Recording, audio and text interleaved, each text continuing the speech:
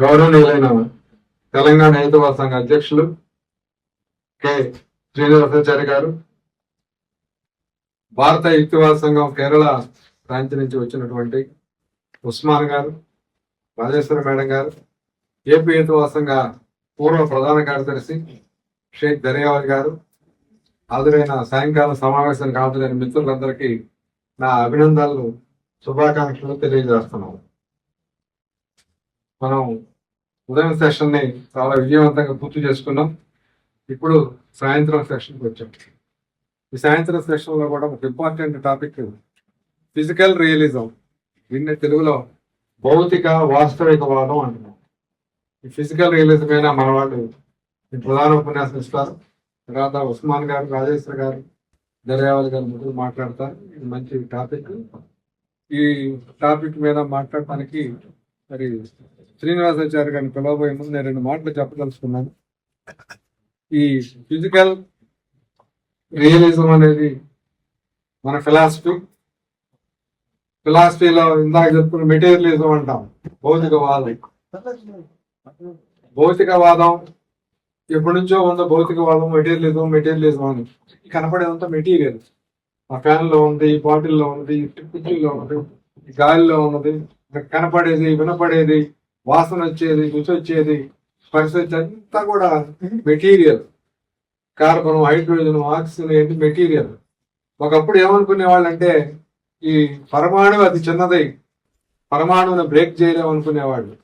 2వ ప్రపంచ యుద్ధం రావడంతో ఆటం బాంబులు, హైడ్రోజన్ బాంబులు వచ్చేసరికి పరమాణువులు కూడా పగలగొడితే దాంట్లో నుంచి ఎనర్జీ, ఈ రకరకాల ఎనర్జీ కణాలు బయటకు వచ్చి విధ్వంసం జరిగింది.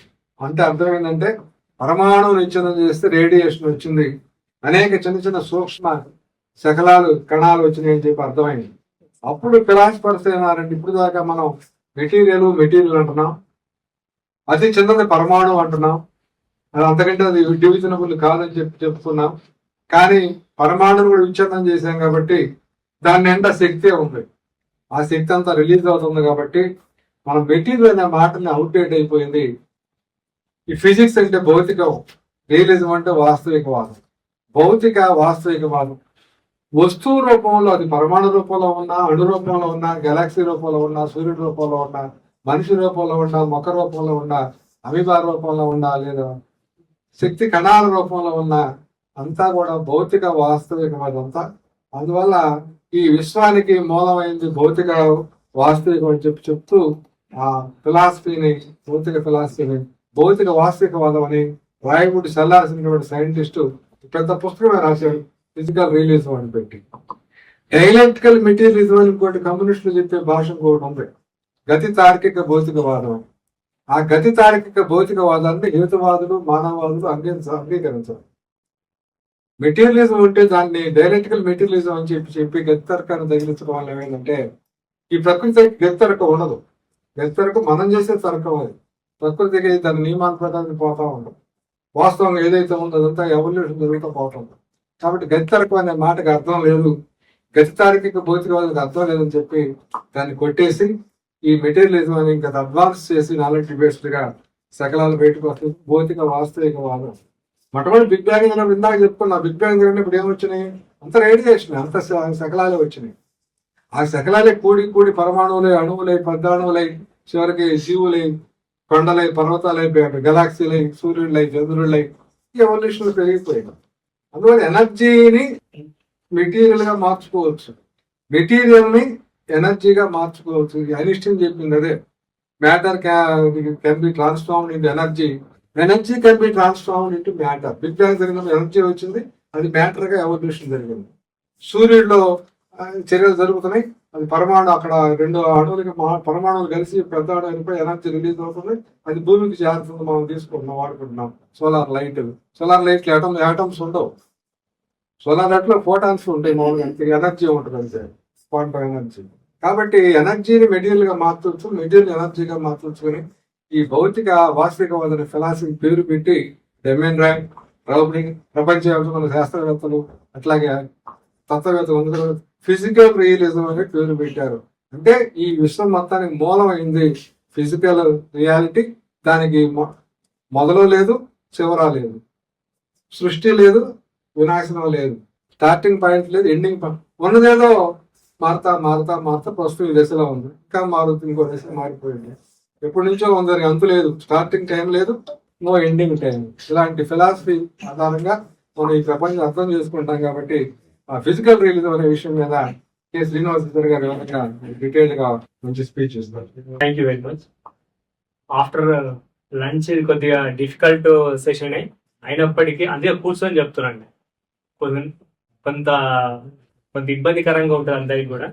ఎందుకంటే మనము తీసుకునేటువంటి ఆక్సిజన్ అంతా కూడా కడుపులోకి, అంటే కడుపు మీద డైజెషన్ సిస్టమ్ మీద ఎక్కువగా ఆక్సిజన్ అక్కడికి వెళ్ళి ఏమవుతుందంటే బ్రెయిన్ కొద్దిగా బ్రెయిన్ తక్కువ.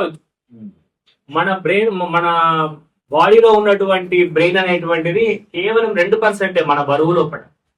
కానీ అది ఏమవుతుంది అంటే 20% ఆక్సిజన్ అది కన్జ్యూమ్ చేస్తున్నది. దాని వల్ల ఏమవుతుందంటే ఇక్కడ జీవక్రియ మీద ఎక్కువ లోడ్ పడి కన్జంప్షన్ ఎక్కువ జరిగి మెదడుకు సంబంధించినటువంటి ఆక్సిజన్ కన్జంప్షన్ తక్కువ కావడం వల్ల ఆటోమేటిక్ గా కొద్దిగా మగతలాగా, కొంత నిద్రలాగా, కొంత గాఢ నిద్రలాగా వెళ్ళిపోయేటువంటి అవకాశాలు అనేటువంటివి ఉంటాయి. కాబట్టి అంతా కూడా నేను ఆ ఒక్క సైన్స్ తెలుసు కాబట్టి కూర్చొని మాట్లాడతాని ఒక విషయాన్ని మీ ముందు మీ అనుమతి తీసుకున్నాను. కాబట్టి ఇక్కడి వరకు నేను చెప్పినంత కూడా ఫిజికల్ రియాలిటీ. ఇదంతా కూడా ఫిజికల్ రియాలిటీ. మనం ఏదైతే ఉన్నదో, ఏదైతే మనకు కనిపిస్తున్నదో, ఏదైతే మనకు వినిపిస్తున్నదో, ఏదైతే మనకు అనిపిస్తున్నదో అదంతా కూడా ఫిజికల్ రియాలిటీకి సంబంధించినటువంటిది. అసలు పదార్థము అనేటువంటి దానితోటే ఈ మొత్తం విశ్వం అనేటువంటిది రూపొందించబడ్డది. విశ్వానికి అంతం అనేటువంటిది లేదు, ఆది అనేటువంటిది లేదు. కాబట్టి అంటే విశ్వం అంటే పదార్థమయమే, పదార్థంతో కూడుకున్నటువంటిదే విశ్వం. కాబట్టి పదార్థానికి అతీతంగా, అభౌతికంగా ఇంకొక వస్తువు ఉండేటువంటి అవకాశమే లేదు. ఏదైనా ఉంది అంటే అది మొత్తం కూడా దీంట్లోకే వస్తుంది, పదార్థం లోపలికే వస్తుంది. మేడు సత్యనారాయణ గారు చెప్పినట్టుగా చాలా మనకు ఒక బౌండరీ ఇచ్చారు ఆయన. కాబట్టి మనము చార్వాకుల కాలం నుంచి తర్వాత అనేక రకాలైనటువంటి సమయం నుంచి బౌద్ధ, జైన, తర్వాత దర్శన కాలాల నుంచి మనము దాటుకుంటూ వచ్చినాం. అప్పుడు అంతా ఉన్నటువంటిది భౌతికవాద సిద్ధాంతాలు. మీరు ఎక్కడ తీసుకోండి, 60 దర్శనాల లోపల దేవి చటోపాధ్యాయ చెప్పినట్టుగా 60 దర్శనాల్లో 59 దర్శనాలు కేవలము చార్వాక దర్శనాలు, భౌతికవాద దర్శనాలు. కేవలం ఒకటి వేదాంత దర్శనము, అది ఆత్మ గురించి, పరమాత్మ గురించి మాట్లాడేటువంటి. అంటే మీరు భారతదేశంలో కూడా చూడండి, ఎపిక్యూరియన్ల కంటే ముందు కూడా భారతదేశంలో భౌతికవాదం అనేటువంటిది వ్యాపించి ఉంది. దాన్నే మనం లోకాయుతంగా చెప్పుకుంటూ ఉంటాం, దాన్నే చార్వాకంగా అంటున్నాం, దాన్నే బాధస్పత్యంగా చెప్పుకుంటున్నాం. కాబట్టి రకరకాలైనటువంటి మాటలతోటి చెప్పుకున్నప్పటికీ అది చెప్పినటువంటి అంత కాంటెంట్ అంతా కూడా భౌతికవాదానికి సంబంధించినది అనేటువంటి విషయాన్ని మనము అర్థం చేసుకోవాలి. కాబట్టి భౌతికము అయినది అంటే ఉనికి లోపట ఉన్నదే, ఉనికి లోపల ఉన్నదంతా పదార్థమయమే, పదార్థం అంతా విశ్వమే, విశ్వానికి ఆది అంతము అనేటువంటిది లేదు. ఇంతకుముందు ప్రొద్దున సెషన్ లోపల కేరళ మిత్రులు చాలా బాగా చెప్పారు, మనిషి అంటే మరేమిటో కాదు, స్టార్ డస్ట్ అని. Star dust. కాబట్టి దాదాపుగా 1300 కోట్లు 1400 కోట్ల సంవత్సరాల నుంచి ఈ విశ్వం అనేటువంటిది ఎవాల్వ్ అవుతూ ఉంది, పరిణామం చెందుతూ ఉన్నది. ఈ పరిణామంలో ఉన్నటువంటి పదార్థము వల్ల పదార్థం యొక్క అంతిమ సృష్టి, అంతిమ ఫలితం ఏమిటయ్యా అంటే మానవుడు అని మనం చెప్పుకోవచ్చు. కాబట్టి ఒక బిగ్ బ్యాంగ్ థియరీ అనేటువంటిది ఒక సైన్స్. ఈ రోజు ఒక బిగ్ బ్యాంగ్ అనేటువంటిది జరిగింది. ఆ జరిగిన తర్వాత రకరకాలైనటువంటి గోళాలైనటువంటివి ఏర్పడ్డాయి. అందులో సూర్య కుటుంబం అనేటువంటిది ఒకటి, దాని మీద మనిషి అనేటువంటి వాడు అతి చిన్నని ప్రాణి. మళ్ళీ ప్రాణికి తీసుకుంటే అనేక రకాలైనటువంటి నిర్జీవ కణాల నుంచి మనం మానవులుగా ఎవాల్వ్ చెందాం. ఇక్కడ జరిగిందనేటువంటిది అంతా కూడా మనం చెప్పుకుంటే అది పదార్థానికి సంబంధించిందే, పదార్థముమే మారింది. నేను మొన్న ఒక స్కూల్ పిల్లల్ని అడుగుతూ ఉంటే, మీకు చెట్టు గురించి చెప్పమంటే, చెట్టు అసలు ఎట్లా ఏర్పడుతుంది అని చెప్పమంటే అందరూ అన్ని చెప్పారు, లవణాలు అవి ఇవి అన్ని చెప్పారు. కానీ అక్కడ ఆక్సిజన్ అనేటువంటిది కూడా చాలా కీలకంగా పనిచేస్తుంది. కాబట్టి ఇవన్నీ ఆక్సిజన్ తో, ఖనిజాలతో ఏర్పడినటువంటి సూర్యకాంతితో ఏర్పడినటువంటి ఒక చెట్టు అనేటువంటిది అది మెల్లగా ఒక వృక్షం లాగా మారుతుంది. అంటే భౌతికమైనటువంటి బయట ఉన్నటువంటి లవణాలను అన్నిటిని తీసుకొనే అది పెరిగింది. దానికి ఎక్కడి నుంచి వచ్చినాయి? మొత్తం పూర్తిగా అన్ని బాహ్యంగా ఉన్నటువంటి వనరులను ఉపయోగించుకొని అది పెరిగింది, ఎవాల్వ్ అయింది. విత్తనము మొక్క వృక్షంగా మారింది. కాబట్టి మళ్ళీ అదే మొక్కను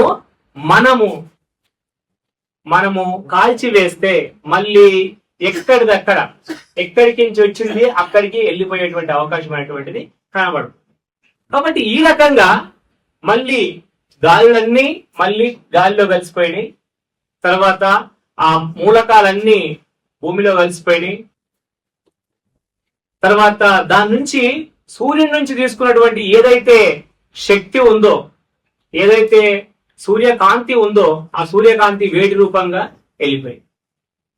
కాబట్టి ఇక్కడ మనము పదార్థం అనేటువంటిది రూపాంతరం చెందింది మాత్రమే తప్పితే పదార్థాన్ని బయట నుండి క్రియేట్ చేయబడలేదు, అది సృష్టించబడలేదు, దాని నాశనం కూడా చేయలేము అనేటువంటి విషయాన్ని ఇది ఈ రోజునే కాదు మనకు అనాదిగా మన తత్వశాస్త్రం లోపల వస్తున్నటువంటి విషయం.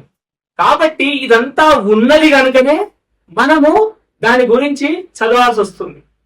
ఇదంతా లేకపోయినట్టయితే చదవాల్సిన అవసరమే లేదు, వాటి గురించి అధ్యయనమే అవసరం లేదు. అంటే ఏం చదువుతున్నాం మనము అంటే ఆ ప్రకృతిలో లేదా ఆ పదార్థం యొక్క గుణాన్ని మనము చదువుతున్నాం. పదార్థ గుణం ఏంటంటే అంటే రసాయన. పదార్థ యొక్క గుణము భౌతికం, అది దాని బరువుగా మనకు కనిపిస్తూ ఉంటుంది. కాబట్టి ఈ రకంగా ఏ పదార్థమైనా మీరు తీసుకోండి, మళ్ళీ తీస్తే మనకు అందులో 120 చిల్లర మూలకాలు అనేటువంటివి మళ్ళీ వెళ్తూనే ఉంటాయి. కాబట్టి ఈ రకంగా ఈ అనేక రకాలైనటువంటి మూలకాలతో ఏర్పడినటువంటి శరీరము లేదా మొక్కలు లేదా వస్తువు మళ్ళీ ఇదే ప్రకృతి లోపల అదే మూలకాలుగా విడిపోయేటువంటి అవకాశం అనేటువంటిది ఉంటుంది. కాబట్టి అందుకే సార్ అన్నట్టుగా అది పదార్థం అనేటువంటిది శక్తి రూపంగా, శక్తి మళ్ళీ పదార్థ రూపంగా మారేటువంటి అవకాశాలే ఉన్నాయి. ఇదే ఎగ్జాంపుల్ ను మనము తల్లి బిడ్డకు తీసుకోవచ్చు. గర్భంలో కూడా తల్లికి ఉన్నటువంటి బిడ్డకు తల్లి నుండే ఆహార పదార్థాలు అనేటువంటివి నాభి రుజువు ద్వారా అందించబడతాయి. ఆ అందించబడి దాంట్లోనే రక్తంలోనే మిళితమై ఆక్సిజన్ బిడ్డకి వెళ్ళి ఊపిరితిత్తులు లేకున్నా ఆ బిడ్డ అనేటువంటిది సస్టైన్ అవుతుంది, మనం కూడా సాధిస్తాం. కాబట్టి మనుగడ అనేటువంటి మాట మనకు గుర్తురాగానే అది మనుగడలో ఉంది అంటే అది పదార్థమై ఉంటది. కాబట్టి ఎప్పుడైతే మనుగడలో లేదు అంటే అది పదార్థం కాదు, అది పదార్థానికి అతీతమైనటువంటి విషయంగా మనం చెప్పుకోవాలి. కాబట్టి పదార్థంగా లేని దాని గురించి మనం ఎందుకు ఆలోచిస్తాము? ఆలోచించేటువంటి అవకాశమే లేదు. కనుక తాత్వికులంతా ఏం చేశారంటే వాళ్ళు ఏది తీసుకున్నా, పొద్దుగల ఒక మన బాబు రాజేంద్ర ప్రసాద్ గారు కూడా చెప్పారు, మూఢనమ్మకాలు అనేటువంటి లేవు అని. అసలు అవన్నీ కూడా భౌతిక పరమైనటువంటి నమ్మకాలుగానే మొదలైనవి. చెట్టు ఒక దేవతగా, ఒక సూర్యుడు ఒక దేవతగా, ఇట్లా వాళ్ళన్ని గాలిని ఒక దేవతగా వాళ్ళు చూపెట్టారు. ఎప్పుడైతే లూయి పాశ్చర్ తర్వాత ఆంటోనీ వాన్ లీవెన్హోఫ్ వీళ్ళందరూ కూడా ఎప్పుడైతే ఈ వ్యాధులకు కారణాలు ఏంటి అని తెలిసేటువంటి దానికోసము వాళ్ళు ప్రయత్నాలు చేస్తుంటే, పరిశోధనలు చేస్తుంటే, దాంట్లో వాళ్ళకి కనిపించింది ఏంటి అంటే సూక్ష్మదర్శనం తయారు చేయడం ద్వారా వాళ్ళు ఎప్పుడైతే ఈ సూక్ష్మజీవులను, బ్యాక్టీరియాలను, వైరస్లను కనిపెట్టారో వాటి కారణంగా ఇక్కడ వ్యాధులు వస్తున్నాయనేటువంటి విషయం వచ్చేంత వరకు కూడా మనుషులకు గాలి ద్వారా, దయ్యాల ద్వారా, విషగాలుల వల్ల, లేకపోతే సైతాన్ ద్వారా వీళ్ళందరికీ ఈ రకమైనటువంటి జబ్బులు వస్తున్నాయనేటువంటిది మనకు తెలుస్తుంది. ఇప్పుడు రీసెంట్ గా చేస్తున్నటువంటి పండుగలు కూడా ఉన్నాయి, బోనాల పండుగలు. అవన్నీ ఎందుకు చేస్తారు అని కొద్దిగా ఆలోచిస్తే వాళ్ళు కూడా చెప్పేటువంటి ఏంటంటే, మాకు తెలియకుండా ఏదో ఒకటి మన దగ్గరికి వస్తున్నది, దాన్ని తీర్చడానికి ఈ భౌతికమైనటువంటి కొన్ని దేవతలు అనేటువంటి వాళ్ళు ఏర్పాటు చేసుకున్నారు. కాబట్టి ఇక్కడ మనం అర్థం చేసుకోవాల్సిందని ఏంటి అంటే, వాళ్ళ ప్రతి ఒక్కరు కూడా భౌతికాన్నే బేస్ చేసుకున్నారు. అందుకే రావిపూడి వెంకట గారు ఈ విషయాలు చాలా క్లియర్గా చెప్పారు. భౌతికము లేకపోతే, భౌతికమైనటువంటిది లేకపోతే అసలు ఉనికి లేదు, అసలు అక్కడ ఉనికి ఉండేటువంటి అసలు అవకాశమే లేదని చెప్పి. కాబట్టి మనం అర్థం చేసుకోవాల్సింది ఏంటంటే, ఈ రకమైనటువంటి అనేకమైనటువంటి నమ్మకాలైనా భావాలైనా కలిగినాయి అంటే కేవలము అది భౌతికవాదం మీదనే జరిగింది. అసలు మరి భౌతికం అంటే ఏమిటి? భౌతికం అంటే కేవలము ఈ ఇండ్లు, బిల్డింగులు, లేకపోతే ఈ రకమైనటువంటివేనా? వీటి గురించినటువంటి ఒక ఆశతోటి, కోరికతోటి పరిగెత్తడమేనా? అంటే ఈ అపప్రద ఇక్కడ మొదలైంది కాదు, అది ఎప్పుడైతే చార్వాకుల కాలం లోపలనే ఉన్నది. దీన్ని చాలా సిస్టమేటిక్ గా, భౌతికవాదాన్ని చాలా సిస్టమేటిక్ గా వైదికం ఏం చేసింది అంటే మింగేసి, చాలా పద్ధతి ప్రకారంగా ఎంత బాగా మింగేసిందంటే, అసలు వాళ్ళు చాలా ప్రయత్నాలు చేసారు, అనేక రకాలైనటువంటి గ్రంథాలను తలగబెట్టారు, అన్ని రకాలైనటువంటి భావాలను తలగబెట్టారు. కానీ వాళ్ళు ఈ భావజాలాన్ని మొత్తం తుడిచేయలేకపోయారు. ఇదే భౌతికవాదము, చార్వాకము ఈ రోజున ఎపిక్యూరియన్ల కన్నా ముందు కూడా మనకు చార్వాకంగా బయలుదేరింది. ఇది ఈ రోజున మనము అక్కడికే ఆగలేదు. ఎంఎన్ రాయ్ తో అది మరొకమైనటువంటి ఒక స్టెప్ కు ఎక్కిందని మనం అర్థం చేసుకోవాలి. ఏమిటి అంటే భౌతిక వాస్తవికతావాదం, ఫిజికల్ రియలిజం. కాబట్టి ఏదైతే ఉన్నదో అదే నిజం, ఏదైతే ఉనికిలో ఉన్నదో అదే మనుగడలో ఉన్నది, ఏదైతే మనుగడలో ఉన్నదో అదే మన దృష్టికి వస్తుంది, మన జ్ఞానేంద్రియాలకు అందుతుంది. అందరిదంతా అజ్ఞానమే, అందినదంతా విజ్ఞానమే. కాబట్టి ఈ రకంగా భౌతికవాదం అనేటువంటిది అసలైనటువంటిది, ఒక మెటీరియల్, ఒక వస్తువు, ఈ వస్తువు నుంచే ప్రతిదీ కూడా ఎవాల్వ్ అయ్యింది అనేటువంటి విషయాన్ని మనం అర్థం చేసుకోవాలి. చాలా మంది లోపల భౌతికవాద దృక్పథము అని అంటే, ఇంతకుముందు సార్ కూడా ఒక మాట అన్నారు, ఒక్కొక్కరు ఒక్కొక్క రకమైనటువంటి దానిగా అర్థం చేసుకుంటున్నారు. కానీ హేతువాద మానవవాదులుగా మనం అర్థం చేసుకోవాల్సిన అవసరం లేదు. ఈ విశ్వం అంతా ఉన్నది, లేనిది అనేటువంటిది లేనప్పుడు దాని గురించి చర్చనే లేదు, చర్చనే అనవసరం. కాబట్టి మనం ఉన్నదాని గురించే ఆలోచిస్తున్నాం. ఉన్నది ఏంటయ్యా అంటే జీవులున్నాయి, మనిషి ఉన్నాడు, తర్వాత వస్తువులు ఉన్నాయి. వీటి గురించి ఆలోచిస్తున్నటువంటి క్రమం లోపల భౌతికవాద దృక్పథం అనేటువంటిది అది పెద్ద ఎత్తున ముందుకొచ్చింది. కాబట్టి నేను చెప్పేటువంటి విషయం ఏమిటి అంటే, ప్రాచీన కాలంలోనైనా ఆధునిక కాలంలోనైనా ఇది మాత్రమే మనకు సోర్సు. ఈ సోర్సును విడిచిపెట్టినటువంటి వాళ్ళు అభౌతికులు అయ్యారు, వాళ్ళే భావవాదులు అయ్యారు. పదార్థము ముందు కాదు, పదార్థం కంటే ముందు భావం ఉంటది అనేటువంటి చెప్పినటువంటి వాళ్ళను మనం భావవాదులుగా లెక్కలేస్తున్నాం. భౌతికవాదులు ఏం చెప్తున్నారు? పదార్థం ఉంటుంది, పదార్థం తర్వాత పదార్థం యొక్క మరొక రూపంగా మారుతున్నటువంటిది ఇది భావాలు అనేటువంటి వస్తాయి. కాబట్టి మనిషికి శరీరం ఉంది, శరీరం మాత్రమే భావాలను క్రియేట్ చేస్తలేదు. శరీరంలో ఉన్నటువంటి మెదడు అనేటువంటిది అన్ని భావాలకు కేంద్ర స్థానం. కాబట్టి ఎంఎన్ రాయ్ చెప్పినటువంటి సిద్ధాంతాల లోపల ఈ భావోత్పత్తి అనేటువంటిది దేహధర్మంగా ఆయన చెప్పాడు. భావోత్పత్తి దేహధర్మమే. దేహంలో మెదడు అంతర్భాగము. మెదడు అనేటువంటిది ఫిజికల్ రియాలిటీ. దాన్ని మీరు చూడవచ్చు, మీరు తాకొచ్చు, దాన్ని మీరు టెస్ట్ చేయొచ్చు, దాని మీద ప్రయోగాలు చేయొచ్చు, అన్ని చేయొచ్చు.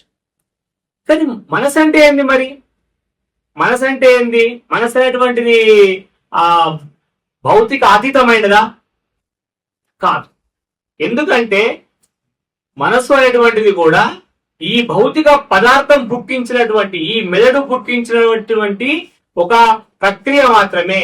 మనసు అంటే ఆలోచనలు మాత్రమే. మనసు అని అంటే మనం చెప్పొచ్చు mind is the function of brain. Mind is the function of brain. Brain యొక్క ఉత్పత్తి, బై ప్రోడక్ట్, బ్రెయిన్ కు అందినటువంటి ఇతర సమాచారాల ఆధారంగానే మన లోపల భావాలు పుడుతున్నాయి. అందుకే చారువాకులు కూడా చెప్పినటువంటిది, తర్వాత బౌద్ధం కూడా చెప్పినటువంటి అదే. కాబట్టి ఇంద్రియాలతో వచ్చేటువంటి జ్ఞానమే. ఇంద్రియాలంటే మనకు తెలుసు కదా, కన్ను, ముక్కు, చెవి, నాలుక, చర్మం, వీటి ద్వారా, చెవులు, వీటి ద్వారా వచ్చేటువంటిది పూర్తిగా మనకు జ్ఞానంగా స్థిరపడుతుంది. ఈ జ్ఞానం మెదడు లోపల అనేక రకాలైనటువంటి భాగాల లోపల నిక్షిప్తం అవుతుంది. ఒక్క దగ్గర ఏది నిక్షిప్తం అయ్యేటువంటి అవకాశం అనేటువంటిది లేదు. కాబట్టి భావాలకు మూలము ప్రకృతి లేకుంటే, మెటీరియల్ లేకుంటే నీ కన్ను చూసేటువంటిది ఏమీ ఉండదు. కాంతి పడ్డా కూడా నీ కన్ను చూడదు. కాబట్టి ఆ రకంగా మనం ఉన్నటువంటి ప్రకృతికి వేరు కాదు. అవి రెండింటి యొక్క సంస్పర్శ వల్ల, కాంటాక్ట్ వల్ల మన లోపల జ్ఞానోత్పత్తి జరుగుతుంది. దాన్నే మనము ఎపిస్టమాలజీ అని, జ్ఞాన సిద్ధాంతం. జ్ఞానం ఎట్లా కలుగుతుంది, జ్ఞానం ఎట్లా ఉంది. అందుకే చాలా మంది ఇప్పటికీ చెప్తున్నటువంటి వాళ్ళు చెప్తున్నటువంటి పాత సిద్ధాంతం ఏంది? బుద్భుత జ్ఞానం. బుద్భుత జ్ఞానం అంటే ఏంది? మన మైండ్ లోనే, అంటే బ్రెయిన్ లోనే ఆల్రెడీ అంత ఇన్స్టాల్ అయ్యి మనిషి అనేటువంటి వాడు పుడతాడు అనేటువంటి విషయాన్ని మన వాళ్ళు చెప్తూ ఉన్నారు ఇంకా. కానీ అది ఎప్పుడూ జరిగేటువంటి అవకాశం లేదు. మీకు సెల్ ఫోన్లు ఇన్స్టాల్ అయ్యి రావచ్చు, కంప్యూటర్లు ఇన్స్టాల్ అయ్యి రావచ్చు, కానీ మన మెదడు అనేటువంటిది, పిల్లల లోపల ఉండేటువంటి బ్రెయిన్ అనేటువంటిది ఎప్పుడు కూడా అది ఇన్స్టాల్ అయ్యి రాదు. దాంట్లోపల ఇన్స్టింక్ట్స్ ఉంటాయి. అంటే సహజాతాలు, పుట్టుకతో వచ్చేటువంటి సహజాతాలు, అవన్నీ పూర్తిగా కూడా జంతు లక్షణాలే. జంతువులకు ఉండేటువంటి లక్షణాలన్నీ కూడా మన లోపల ఉంటాయి. ఉదాహరణకు చెప్పాలంటే ఆహారము, దాహము, నిద్ర, విశ్రాంతి, సెక్స్, ఇట్లాంటివన్నీ కూడా దాంట్లో ఉంటాయి. కానీ ఇక్కడనే మనిషి యొక్క హేతుత్వం అనేటువంటిది పనిచేస్తుంది. జంతువుల లోపల ఆ జంతువులు ఆ రకమైనటువంటి మెదడే, ఆ రకమైనటువంటి భావాల్ని సృష్టిస్తుంది జంతువుల. మనిషికి ఎవాల్వ్ అయినటువంటి బ్రెయిన్ ఉంది కాబట్టి, నియోకార్టెక్స్ ఉన్నాయి కాబట్టి, అద్భుతమైనటువంటి 2 మస్తిష్క అర్ధగోళాలు ఇక్కడ ముందు ఉన్నాయి కాబట్టి, మనకు నూతనంగా పెరిగినటువంటి ఈ మెదళ్ళు ఉన్నాయి కాబట్టి, మనం ఏం చేస్తున్నాం? ఈ జ్ఞానాన్ని అంతా కూడా వాటిని తీసుకొని కేవలం సహజాతాల పరంగానే ఆలోచించకుండా మన ముందు మెదడుతో ఆలోచించి, నిర్ణయాలు తీసుకొని, రేషనల్ గా ఆలోచించి, తర్వాత లాజికల్ గా ఆలోచించి మనం చెప్పగలుగుతున్నాం. అవన్నీ కూడా మనకు రకరకాలైనటువంటి ప్లేసుల లోపల అది స్టోర్ అయ్యి, అది ఎక్కడ అవసరమైతే అక్కడ మనకు విజ్ఞానంగా ఉపయోగపడుతుంది. కాబట్టి ఈ రకంగా మనము విజ్ఞానాన్ని నేర్చుకుంటూ ఉన్నాం. ఏ రకమైన విజ్ఞానం? అది ప్రకృతి విజ్ఞానమే, ప్రకృతికి సంబంధించినటువంటి విజ్ఞానమే, వాస్తవిక వాదమే. అది వాస్తవికంగా ఉన్నటువంటి దాన్నే మనం ఇక్కడ మన మెదడులోకి వస్తున్నది. కాబట్టి అంతర్గతంగా పుట్టుకతోటి లోపల నుండి ఏదో బుద్భుత జ్ఞానం అంటే వచ్చేటువంటి అవకాశమే లేదంటారు రావిపూడి వెంకటరామయ్య. ఇవన్నీ నా మాటలు కాదు, ఆయన మాటలు. కాబట్టి మనకు ఫ్రెంచ్ లో ఒక పదం ఉంది, తబులా రస అని. తబులా రస అంటే ఏంటి అంటే, పిల్లలు ఏమీ రాయబడని, పిల్లల మెదడు, పిల్లల మనసు అనేటువంటిది ఏమీ రాయబడని నల్లని బల్ల, తబులా రస. ఆ రకమైనటువంటి భావనతోటి మనము ఏదైతే ప్రకృతికి, సమాజానికి, లేకపోతే పరిసరాలకు ఎక్స్పోజ్ అవుతున్నామో, ఆ ఎక్స్పోజ్ అయినటువంటి విషయాల కారణంగా మనము ఆ వ్యక్తులుగా తయారవుతున్నాం. అది మనని, మన యొక్క ప్రవర్తనను, మన యొక్క వ్యక్తిత్వాన్ని, మనకున్నటువంటి ఒక వ్యక్తిత్వ రూపును అది చెప్తున్నది, మన గుణాలను చెప్తున్నది. మనం ఏ రకమైనటువంటి సమాజం లోపడైతే పెరుగుతున్నామో ఆ రకమైనటువంటి సమాజం యొక్క ఇంప్రెషన్స్ మనకు ఆ రకంగా వస్తున్నాయి. కాబట్టి ఏ కులంలో పుట్టినటువంటి వాడు, ఏ మతంలో కూడా పుట్టినటువంటి వాడు, ఏ జాతిలో పుట్టినటువంటి వాడు ఆ లక్షణాలనే ఎక్కువగా పంచుకునేటువంటి అవకాశాలు అనేటువంటివి ఉంటాయి. కాబట్టి దీనికి ఒక చిన్న ఎగ్జాంపుల్ నేను చెప్తాను. మనకు శ్రీనివాసన్ అని మనకు బెంగళూరులో ప్రొఫెసర్ గా ఉండేవారు. ఆయన ఆయన జీవిత కాలంలో ఒక పదాన్ని ఆయన క్రియేట్ చేశారు, సాంస్క్రిటైజేషన్, సంస్కృతీకరణ అనేటువంటి దాన్ని. అంటే చిన్న నిమ్న స్థాయి కులాల వారు, కులాల ప్రజలు, కులాల మనుషులు వీళ్ళు ఏం చేస్తారంటే పై స్థాయిగా ఉన్నటువంటి మనుషులను అనుకరించడానికి ట్రై చేసి వాళ్ళ లోపలికి కలిసిపోవాలని ట్రై చేస్తారు. చాలా ముఖ్యమైనటువంటి పరిశోధన ఇది. మొత్తం భారతదేశం లోపల ఉన్నటువంటి ఈ నిచ్చెనమెట్ల సమాజంలో ఉన్నటువంటి విషయాన్ని చెప్తున్నాడు. నిమ్న స్థాయిలో ఉన్నటువంటి వ్యక్తులు పై స్థాయిలో ఉన్నటువంటి వారి యొక్క ఆచార, వ్యవహార, భాష అన్నిటినీ అనుసరించాలని చూస్తారు. కాబట్టి ఇప్పుడు ఏమైంది, ప్రతి ఒక్కరు కూడా దైవారాధన చేయడానికి ఇష్టపడుతున్నారు. ఒకప్పుడు మాలమాదిగలు అనేటువంటి మనుషులు వాళ్ళు ఏం చేశారు, వాళ్ళని అసలు దైవ స్థానాలకు తీసుకురాకుండా ఉండేవాళ్ళు. కానీ ఈ రోజున వాళ్ళు ఏం చేస్తారు, మాకు ఆ దేవాలయ ప్రవేశం కావాలని కొట్లాడుతున్నారు. అదొక హక్కుగా మనం వద్దంటలేము, కానీ అది అభ్యుదయం కాదు. కాబట్టి శ్రీనివాసన్ చెప్పినటువంటిది ఏంటి అంటే ఆ రకమైనటువంటి ఇమిటేషన్ చేయడం ద్వారా మనకు ఈ రకమైనటువంటి భక్తి భావాలు ఎక్కువగా మీకు కనిపిస్తున్నాయి. ఒకప్పుడు ఊర్లలో నిజంగా చెప్పాలంటే ఊర్లలో ఈ రకమైనటువంటి అనేకమైనటువంటి పండుగలు లేవు. ఎప్పుడైతే సైన్స్, టెక్నాలజీ ఎక్కువ పెరుగుతుందో ఆ తర్వాత ఈ నగరాల నుంచి అది ఒక అంటురోగంగా అది గ్రామాల్లోకి ప్రయాణం చేసింది. కరోనా ఫస్ట్ ఎవరికి వచ్చింది? ఫస్ట్ ఆ ప్లేన్లలో తిరిగే వాళ్ళకి వచ్చింది. ఆ తర్వాత నగరాల్లోకి వచ్చింది, తర్వాత జిల్లాల్లోకి వచ్చింది, జిల్లాల తర్వాత ఊళ్ళలోకి వచ్చింది. అట్లాగే ఇప్పుడు కూడా ఏమైందంటే ఈ రకమైనటువంటి నిజంగా నాగరికత అంటే నగరీకరణ అనేటువంటిది అంటే నాగరికత అనేటువంటిది ఇక్కడ ఉండాల్సింది, నాగరికత అనేటువంటిది ఇక్కడ కూడా పొల్యూట్ అయిపోయింది.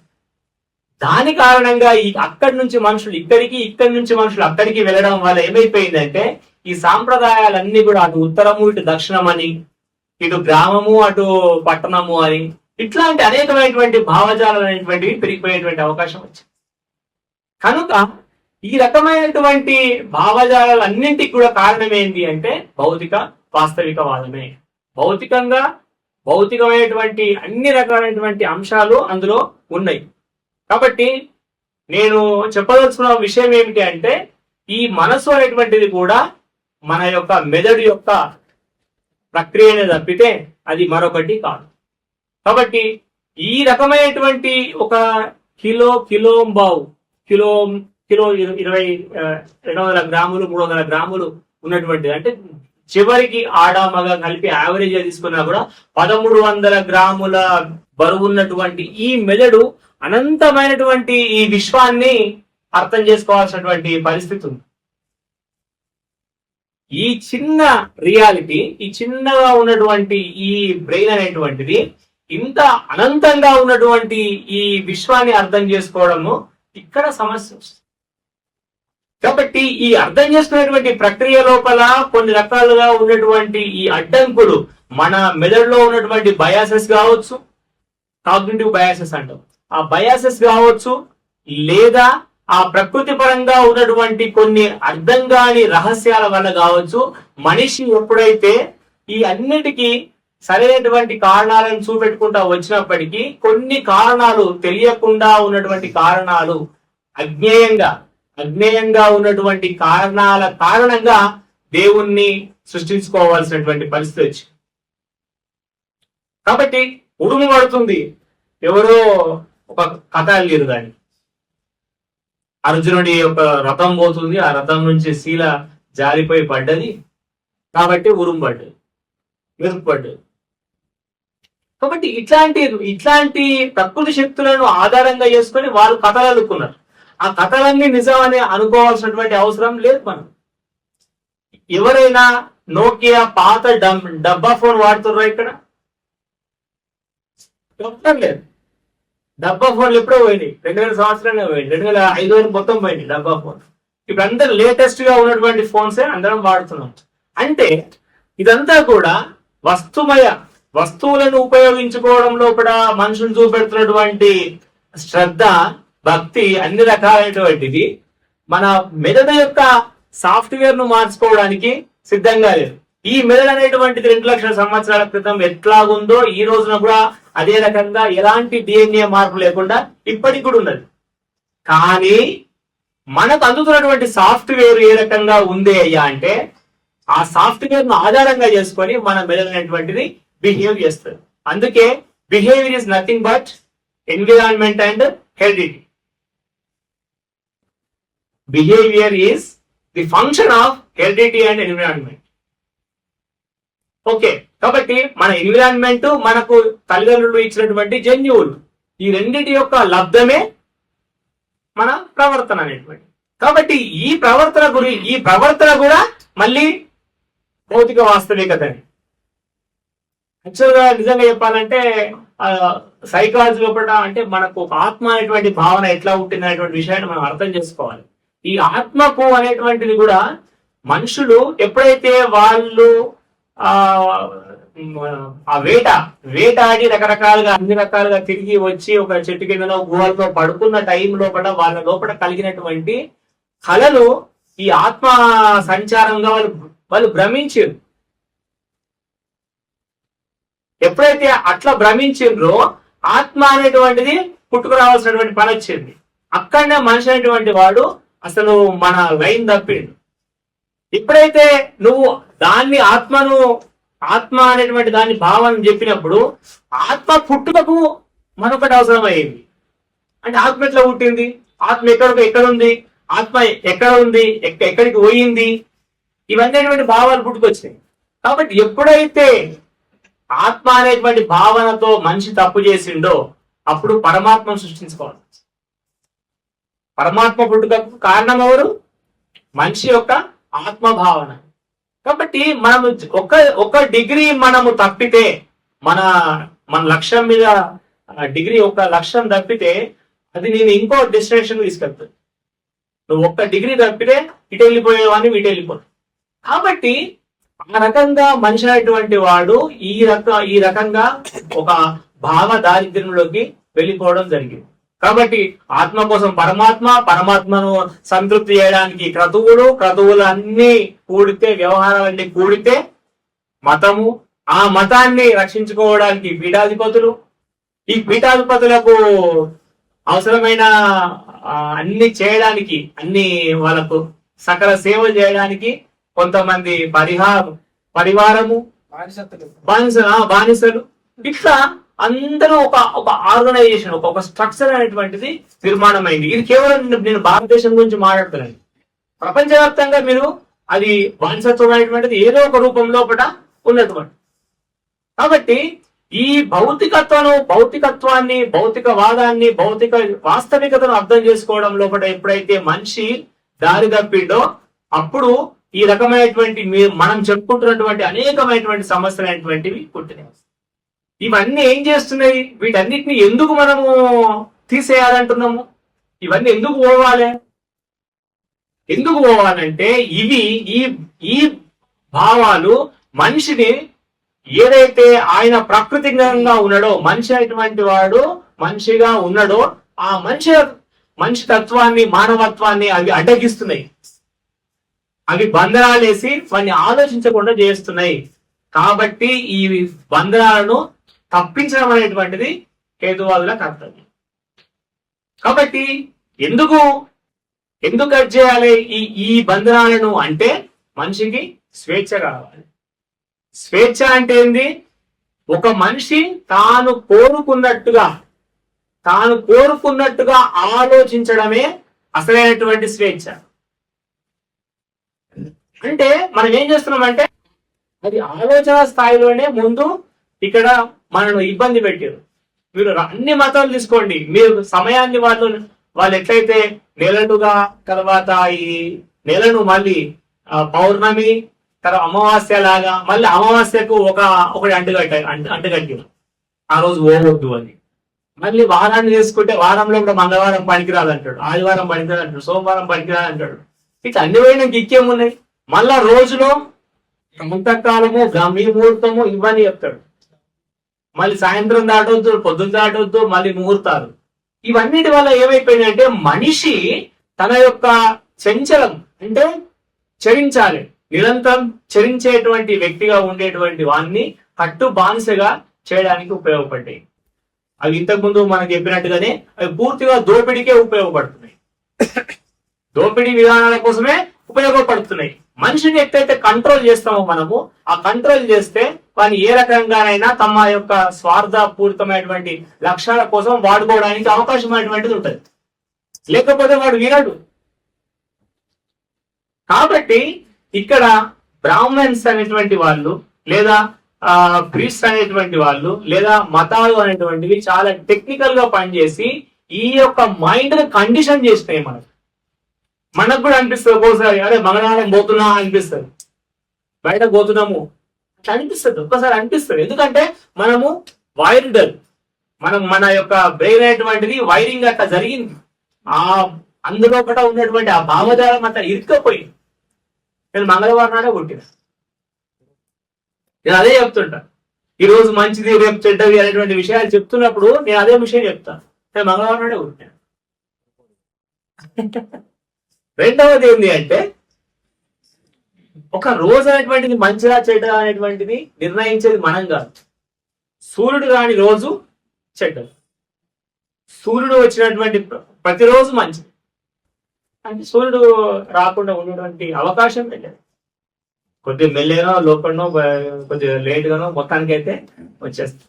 కాబట్టి మనము ఈ రకమైనటువంటి భావజాలాలను కొన్ని వర్గాలు వాళ్ళ యొక్క ప్రయోజనాల కోసం, స్వప్రయోజనం అని ఎందుకంటున్నా అంటే ఈ స్ట్రక్చర్ ఇట్లా ఉంటేనే వీళ్ళకు ఉపయోగపడుతుంది. ఇంతమంది మీరు బాటిల్ చూసుకోండి, ఇంతమందే వీళ్ళున్నారు, ఇక్కడ ఇంతమందిని వీళ్ళు ఈ కండిషన్ చేసేసి, ఇది మన మానవ మొత్తం జాతి చరిత్ర లోపల ఉన్నటువంటి తప్పుడు విధానం. కాబట్టి ఇది ఈ రకంగా సమాంతరంగా మారాల్సినటువంటి అవసరం ఉంది. ఇక్కడనేమో నిచ్చెన మెట్ల స్ట్రక్చర్ ఉంది, ఇక్కడనేమో సమానమైనటువంటి స్ట్రక్చర్. మనం అందుకే సహచరులం, అనుచరులం కాదు. వెంకటాద్రి గారు చెప్పినట్టుగా మనందరం కూడా సహచరులం, ఉద్యమ సహచరులం. ఒకరు పెద్ద, ఒకరు కింద, ఒకరు మీద, ఒకరు చీరలకించి, ఒకరు కాళ్ళకించి రాలే. అందరం కూడా మానవులుగా అనేటువంటి ఒకటే ఒక ఐడెంటిటీ తోటి మనం మాట్లాడుతున్నాం. ఇంతకంటే గొప్ప అనేటువంటిది ఏదైనా ఉందా? సిద్ధాంతపరంగా అయినా మనం అందరం మనుషులం అని ఒప్పుకుంటున్నాం. ఒక మనిషికి ఎదుటివాని యొక్క ఒక స్వేచ్ఛ కోసము మనం ప్రయత్నం చేస్తున్నాం. ఎదుటి వాళ్ళ యొక్క ముక్కు దగ్గర నీ స్వేచ్ఛ అనేటువంటిది ఆగిపోతుంది. నువ్వు చేయి దింపుకో, కట్టె దింపుకో, ఏమన్నా దింపుకో, ఎదుటి వాని ముక్కు దగ్గర నీ స్వేచ్ఛ అనేటువంటిది ఆగిపోతుంది.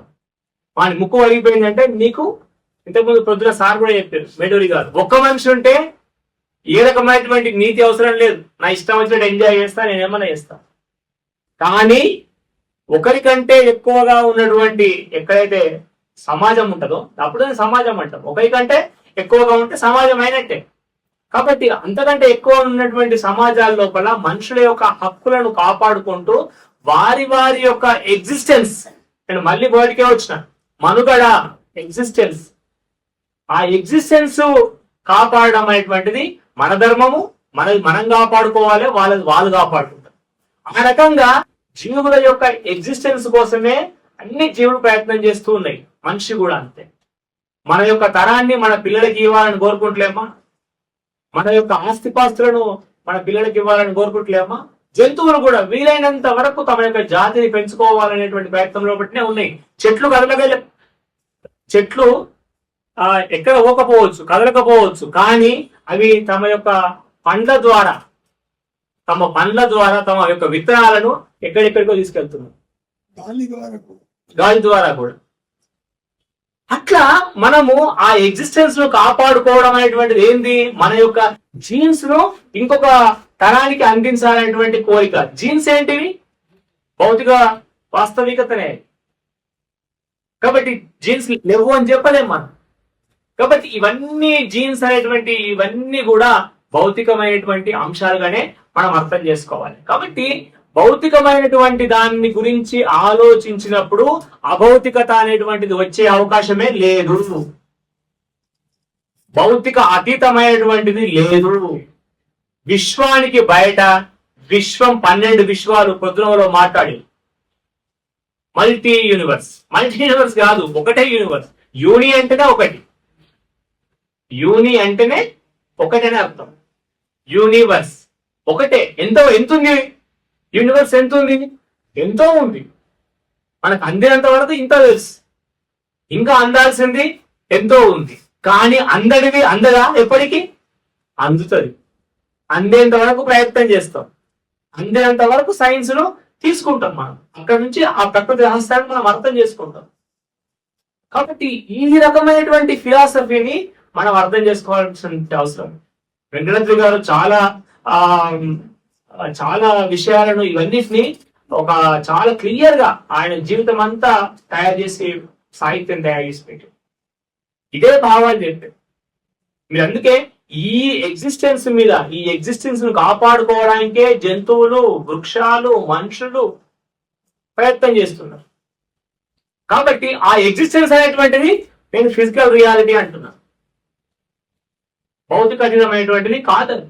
కాబట్టి ఇప్పుడు చెప్పండి, దయ్యాలు, సైతాన్లు, దేవుళ్ళు, మనం అన్ని ఆర్గ్యుమెంట్స్ చేస్తుంటాం. దయ్యాలు లేవా, చెట్లు మాట్లాడుతున్నాయని ఒకరు అంటారు.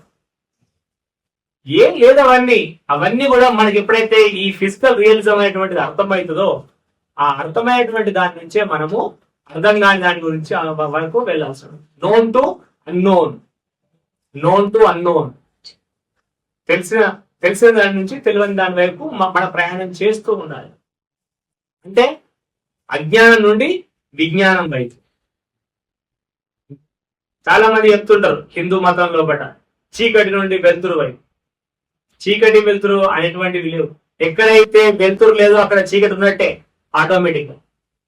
చీకటి వెలుతురు రెండు కావాలి, అదొకటే. వెలుతురు ఉందంటే ఆటోమేటిక్ గా చీకటి లేదు.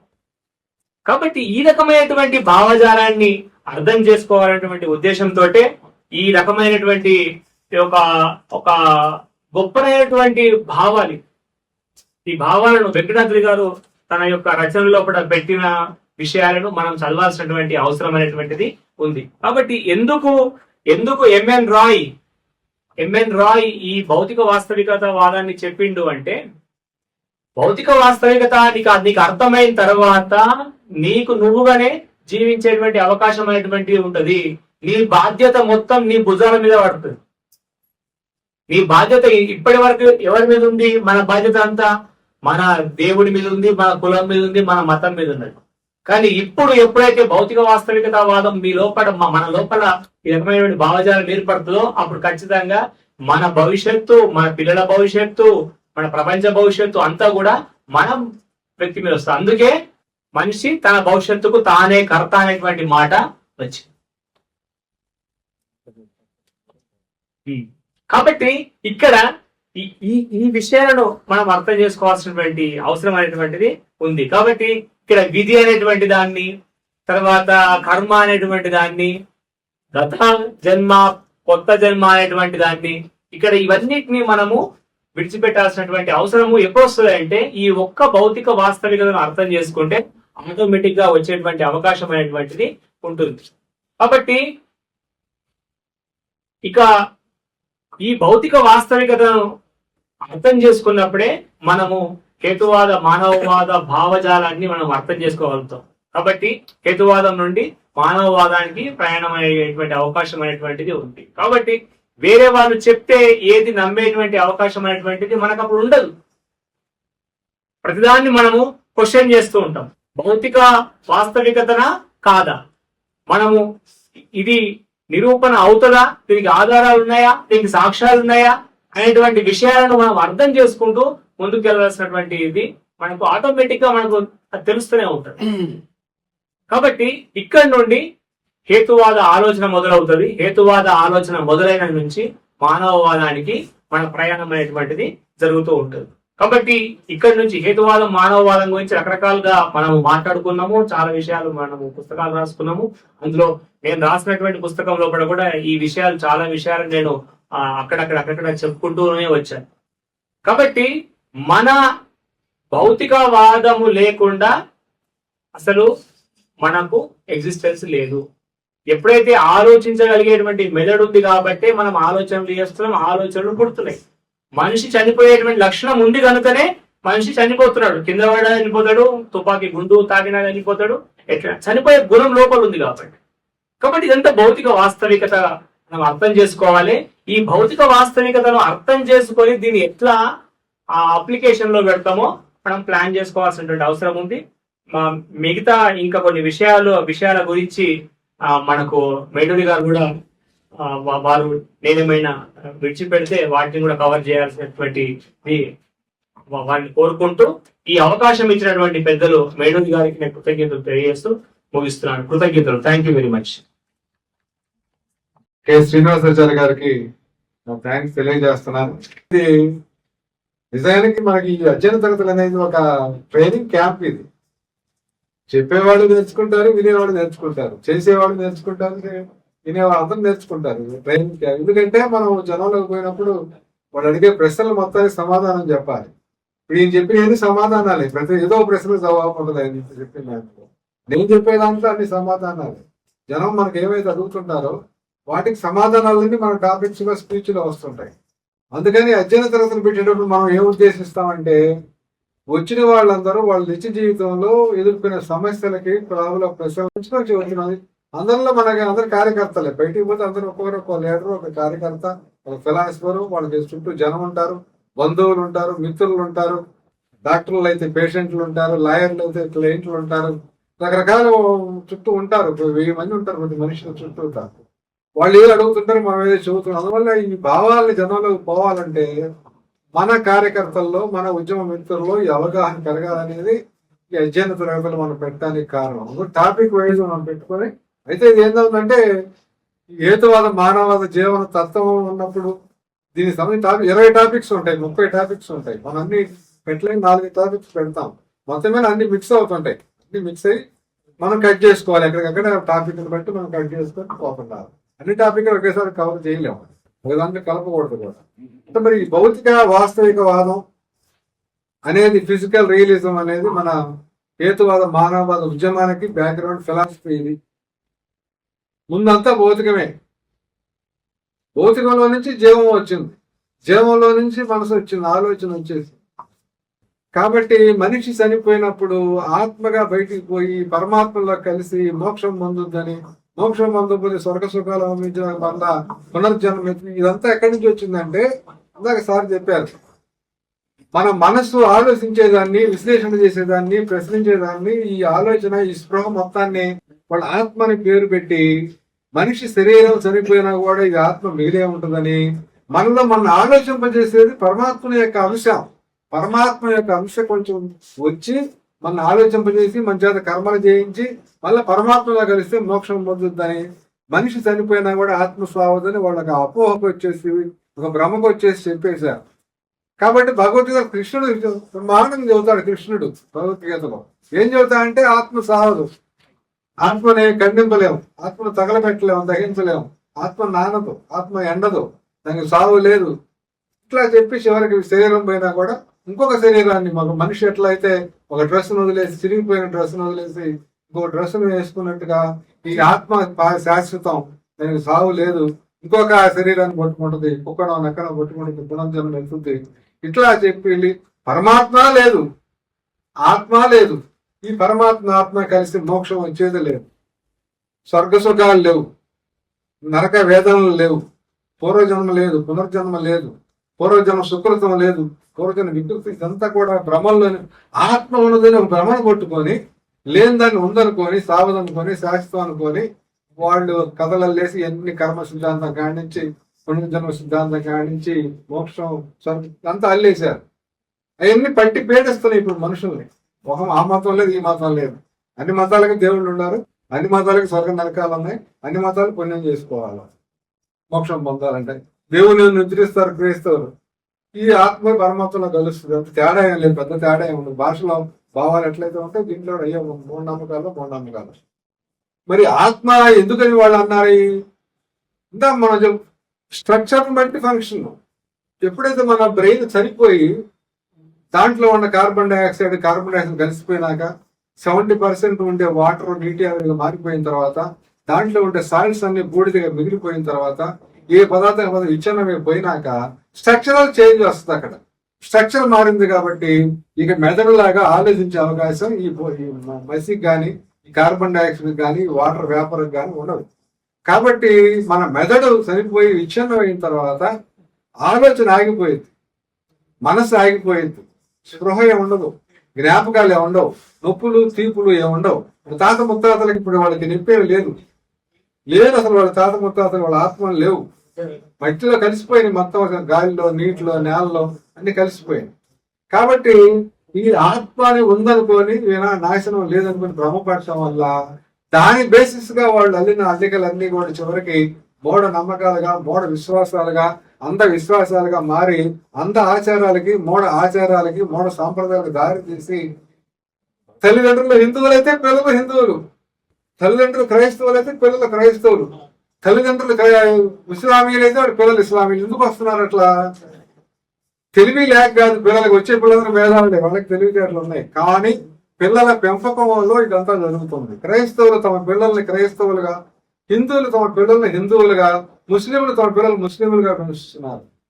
అందువల్ల ఏమైందంటే వాళ్ళు చిన్నప్పటి నుంచి ఆలోచన మొదలుగా ముందు నుంచి ఈ పెంచడం వల్ల విశ్వాసాల పిల్లలు కూడా సంవత్సరానికి గోవిందా అంటారు, సంవత్సరానికి బొట్టు పెడతారు, మురుగులు వేస్తారు, ఏదో దారాలు కడతారు. స్కూల్కి పోయేలోపు అన్ని వచ్చేస్తాయి. స్కూల్లో పిల్లలు ఏం చేయాలి? హిందువులుగా చేరుతున్నారు, పిల్లలు క్రైస్తవులకు చేరుతున్నారు, ఇస్లామీయులుగా చేరుతున్నారు, రకరకాలుగా కులాలతో చేరుతున్నారు. కాబట్టి నీ కులం ఏంటంటే చెప్పాలి, నీ మతం ఏంటంటే చెప్పాలి. అందువల్ల పిల్లల పెంపకంలో మనుషుల యొక్క సహజమైనటువంటి ఏదుబద్ధ ఆలోచనను పక్కన పెట్టేసి అనుచరణ తత్వాన్ని పెంచి, బానిస మనస్తత్వాన్ని పెంచి, చివరికి వాళ్ళు మతస్థులుగా, కులస్తులుగా అయిపోయిన తర్వాత మరలా స్కూల్కి పోయి, కాలేజీలకు పోయి, చదువుకొని మనం చెప్పి, వేదవాదం చెప్పి, మానవాదం చెప్పి, వాడు సొంతంగా బయటపడటానికి మళ్ళీ 30 సంవత్సరాలు పడుతుంది మతంలో చేరిన తర్వాత. అందువల్ల మనం ఏంటంటే ఈ భౌతిక వాస్తవిక వేదాన్ని ప్రచారం చేయాల్సిన అవసరం ఉంది. ఈ భౌతిక వాస్తవికవాదం అంటే అసలు ఫిజిక్స్ కాదు, physics, chemistry, botany, zoology, psychology ఇదంతా కూడా భౌతిక వాస్తవికతను వివరించేటువంటి శాస్త్రాలు, పరిశోధన చేసి వివరించే శాస్త్రాలు. మనం ఒక మనిషిని మనం వివరించేది అంటే ఫిజికల్ లాస్ ఉంటాయి, మనిషిలో కెమికల్ లాస్ ఉంటాయి, దాన్ని బయోకెమికల్ లాస్ అంటారు. అట్లాగే బ్రెయిన్ ఫంక్షన్ బట్టి ఫలితాలు వస్తూ ఉంటాయి. ఇవన్నీ కూడా కలిపేసి ఫిజికల్ గా, కెమికల్ గా, బొటానికల్ గా, జువలాజికల్ గా, సైకలాజికల్ గా వివరించాల్సిన అవసరం ఉంది. కాబట్టి మనుషుల్లో ఏది వాస్తవం ఉంది? నీరు ఉంది. ఎంత ఉంది నీరు? 70% నీరు ఉంది మనలో. ఆ నీటికి ప్రాణం లేదు. ఇంకా కొద్ది శాతం ప్రోటీన్స్ ఉన్నాయి, కొద్ది శాతం కార్బోహైడ్రేట్స్ ఉన్నాయి, కొద్ది శాతం ఫ్యాట్స్ ఉన్నాయి, చాలా 1%, 2% మాత్రమే సాల్ట్స్ ఉన్నాయి, sodium chloride, magnesium, potassium chloride. మనలో ఉన్నదంతా పదార్థమే, మనలో ఉన్నదంతా పదార్థం కానిది ఏది లేదు. చివరికి బ్రెయిన్ లో కూడా పదార్థం ఇవే ఉంటాయి. మన కండ్ర కణాలు ఏ మూలకాలు అయితే ఉంటాయో బ్రెయిన్ లో కూడా ఆ మూలకాలే ఉంటాయి. అది కండ్ర కణం యొక్క స్ట్రక్చర్ వేరు, బ్రెయిన్ కణం యొక్క స్ట్రక్చర్ వేరు. దీని స్ట్రక్చర్ బట్టి దీనికి ఉపయోగపడుతుంది, దీని స్ట్రక్చర్ బట్టి ఆలోచనకి, సమాచార వ్యాప్తికి, ప్రసారానికి అది ఉపయోగపడుతుంది. అందువల్ల ఈ structural change to leads to functional change అనేది ఫిజిక్స్ లో, కెమిస్ట్రీలో, బాటనీలో, జువాలజీలో, బ్రెయిన్ లో, హ్యూమన్ లో అన్నిట్లో అది అప్లై అవుతుంది. కాబట్టి మనం ఏమున్నాయి మనిషిలో? వీళ్ళు ఏమున్నాయి? కండరాలు ఉన్నాయి, బ్రెయిన్ ఉంది, చేతులు, కాళ్ళు అంటాం. ఇంకా అడ్వాన్స్ వెళ్తే proteins, fats, carbohydrates, salts, water ఉన్నాయి అంటాం. ఇంకా అడ్వాన్స్ ఫిజిక్స్ అని అడిగితే హైడ్రోజన్, క్లోరిన్, కార్బన్ ఎన్ని ఉన్నాయి అంటాడు. ఇంకా అడ్వాన్స్ అడిగితే ఏముండి అన్ని ఎలక్ట్రాన్లు, ప్రోటాన్లు, న్యూట్రాన్లు నిండా ఉన్నాయి. వాస్తవంగా ఏముండే ఆయనలో? ప్రోటాన్లు, ఎలక్ట్రాన్లు, న్యూట్రాన్లు అంటే శక్తి కణాలు, ఒక 200 రకాల కణాలు ఆయన శరీరంలో ఉన్నాయి. అవన్నీ కలిసి స్ట్రక్చరల్ గా మారి సరికి కె శ్రీనివాసాచార్య తయారవుతారు. ఈ వాస్తవాన్ని మనం జనానికి చెప్పాలి. ఈ వాస్తవాన్ని చెప్పినప్పుడు మనం నరకానికి పోము, స్వర్గానికి పోము. నరకం పోవడం కోసం ఏం చేయాల్సిన అవసరం లేదు. స్వర్గానికి ముందు ఈ లోకంలో సుఖంగా స్వేచ్ఛగా నీతివంతంగా జీవించడానికి అలవాటు పడడానికి మనం నాలెడ్జ్ పెంచుకోవాలా, నా సైంటిఫిక్ అవుట్లుక్ ఉండాలా, ఈ భౌతిక వాస్తవిక దృక్పథానికి రావాలి. మనం నమ్ముకునే ఈ భ్రమలన్నీ కూడా ఒట్టియే, వాటి వల్ల ఉపయోగం లేదు అని మనం చెప్పడానికి చాలా టాపిక్స్ ఉన్నాయి. భౌతిక వాస్తవికవాదిని అప్లై చేస్తే వాస్తు చెప్పొచ్చు, జ్యోతిషం చెప్పొచ్చు, ఇంకేదో రకరకాల అనేక మూఢనమ్మకాలను మనం చెప్పే అవకాశం ఉంది. కాబట్టి జనాన్ని ఎడ్యుకేట్ చేయడం అనేది చాలా కష్టమైన పని. ఎందుకంటే ఫిజిక్స్ కాడి నుంచి సైకాలజీ దాకా అన్ని శాస్త్రాల సకల శాస్త్రాల వాస్తవాలను తీసుకొని ఈ భౌతిక వాస్తవికతని ఫిజికల్ రియాలిటీని వివరించి చెప్పాల్సిన అవసరం ఉంది. అందువల్ల దాని గురించిన అవగాహన మనం పెంచుకోవాల్సిన అవసరం ఉంది. వాడు ఏదో అడుగుతాడు, అడిగిన దానికి సమాధానం చెప్పాలంటే మన దగ్గర సరుకు ఉండాలి, మన దగ్గర అవగాహన ఉండాలి. అవగాహనతో వాళ్ళకి చెప్పాలి. జనం ఎప్పుడు మారుతారంటే నాకున్న డౌట్ ని వాడి చేస్తే వాడు మారరు. వాడికి ఏదైతే డౌట్ ఉందో, ఏ యాంగిల్లో డౌట్ ఉందో, ఫిజిక్స్ లో ఉందో, కెమిస్ట్రీలో ఉందో, బైబుల్లో ఉందో, దేంట్లో ఉందో వాడి డౌట్, ఆ డౌట్ ని బట్టి వాడు దేవుడు లొంగి ఉన్నాడు కాబట్టి ఆ డౌట్ మనం క్లారిఫై చేయాలి. అడుగుతాడు, నీకు పిల్లలు ఎట్ట పుడుతున్నాడు, మామూలు నీకు పిల్లలు నేను ఎట్ట పుట్టామంటారు, దేవుడు లేకపోతాడు. ఓపిక చెప్పాలా, ఎట్ట పుట్టామంటారు అంతే, ఒకటే మాట. గాలి లేదు కదా, దేవుడు కనపడలేదు అని చూపించమంటే నువ్వు గాలి కనపడలేదు కదా అంటాడు. వాడు డామెట్ అది గాలి అంటే తెలియదు, గాలిలో ఏముంటాయో తెలియదు, గాలిని ద్రవంగా మార్చొచ్చని తెలియదు, గాలి వేడొస్తుందని తెలియదు, గాలి కనపడుతుంది తెలియదు, పొగ వస్తుంటే కనపడలేదు. వాయువు ఒక వాయువుకి ఒక లక్షణం ఉంటుంది, ఒకటి కనపడుతుంది ఒకటి కనపడదు. కానీ పీలిస్తే వాసన తేడాలు ఉంటాయి కదా, గాలిలోనే పరిస్థితి తగులుతుంది కదా, 5 జ్ఞానేంద్రియాలు కదులుతుంది కదా. ఇది వివరించి మన నాలెడ్జ్ పెంచుకొని సైంటిఫిక్ గా ఫిజికల్ రియలిస్ట్ గా వాళ్ళకి చెప్పి వాళ్ళని ఒప్పించి డౌట్స్ క్లారిఫై చేస్తే మనం అందరం ఎట్లా మారాం. మన ముందు ఎంతో మంది పెద్దలు చర్చించుకుంటామంటే విని మారాం, వాళ్ళు ఏదో చెబుతుంటే విని మారాం, వాళ్ళు రాసిన పుస్తకాలను చదివి మారాం. అందరూ అట్లాగే మారుతారు. కాబట్టి అలాంటి అవకాశాన్ని జనానికి ఇవ్వాల్సిన అవసరం ఉంది. ఈ భౌతిక వాస్తవికవాదాన్ని ప్రచారం చేయాల్సిన అవసరం ఉంది. కాబట్టి మన క్లాసులో ఈ ఫిజికల్ రియలిజం అని చెప్పి భౌతిక వాస్తవికవాదం చెబుతున్నాం.